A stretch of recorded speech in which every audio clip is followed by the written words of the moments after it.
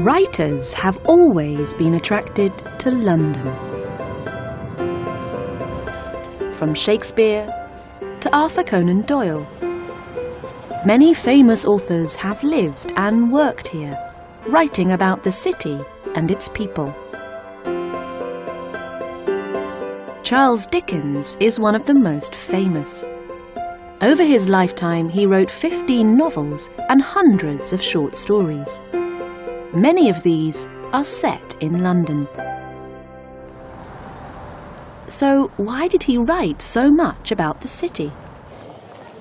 It may be because he knew the city's society and its people very well. But it could also be because the Industrial Revolution had transformed London, and this new city needed a new storyteller.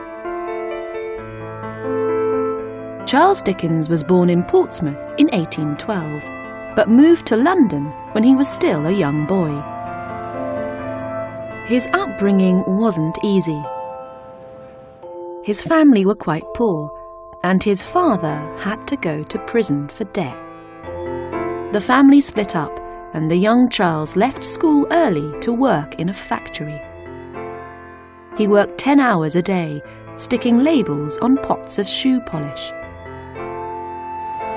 He put up with the hard work for several years, but luckily he got the chance to return to education. Later he became a journalist in Fleet Street, the centre of the UK's newspaper industry. But he didn't forget the experiences of his early life. Many of his stories focus on poverty and the class system in 19th century London. In 1836, Dickens wrote his first novel, The Pickwick Papers. It was a huge success. It sold thousands of copies, and people all over the world read it. This was a busy time for Dickens. He married in 1837, and the couple moved to 48 Doughty Street, where they settled down to bring up their family. He wrote his second novel here. It was called Oliver Twist. As Dickens' success grew, he started to move in different social circles. He was quickly becoming a high-ranking member of the upper class, able to afford a large house and beautiful furniture. But he continued to write about the working class.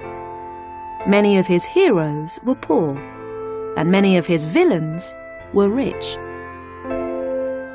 His powerful descriptions of poverty in Victorian Britain changed the way people thought and helped to improve working and social conditions. Dickens died in 1870. 55 years later, in 1925, his old house became the Charles Dickens Museum, and it has been a very popular tourist attraction ever since. His stories still entertain, and his descriptions of the horrors of poverty are still important today.